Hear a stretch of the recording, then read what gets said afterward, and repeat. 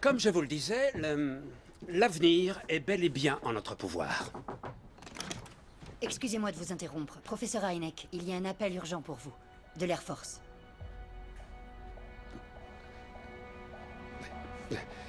Excusez-moi, messieurs. Juillet 47.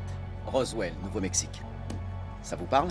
Oui, c'était ce ballon sonde de l'armée qui s'était écrasé. Vous vous souvenez des derniers comptes rendus? Une invasion d'hommes de l'espace. Mon fils n'avait plus que ces mots-là à la bouche. Oui, quand l'histoire est sortie, les lignes téléphoniques étaient saturées dans tout le pays.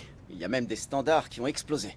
La guerre des mondes allait éclater. Comment peut-on oublier ça? Vous avez dit au téléphone que ça concernait mes recherches. Indianapolis, en 48. Un homme voit des lumières étranges, il appelle les flics. La presse fait le lien, toute la ville devient dingue. En fait, c'était un vol d'oies sauvage. Dans l'Oregon, en 49, un pêcheur jure avoir vu un disque métallique recouvrir toute une forêt. Il s'est avéré que c'était un château d'eau. Il y a environ 2 semaines, à Manhattan, un étudiant aperçoit cette anomalie surnaturelle. Vous savez ce que c'est, docteur? Une photo de la Lune. Bingo!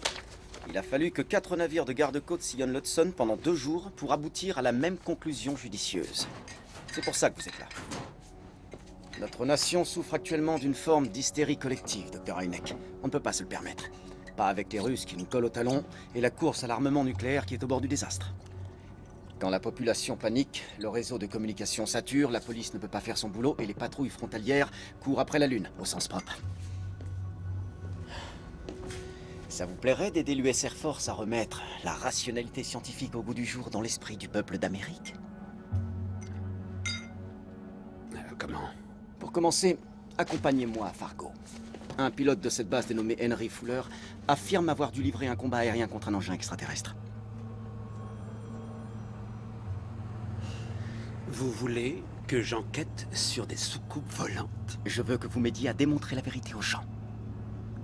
Ça n'existe pas. Capitaine, j'ai déjà un travail à plein temps et une bourse, prochainement j'espère, pour toute une équipe qui dépend de moi.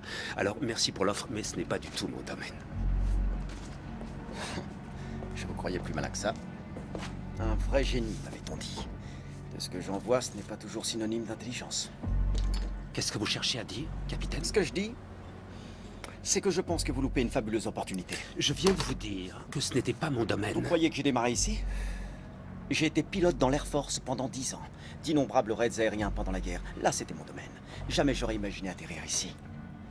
Mais vous savez pourquoi je l'ai fait? Parce que ceci est une occasion exceptionnelle de montrer la vérité au monde.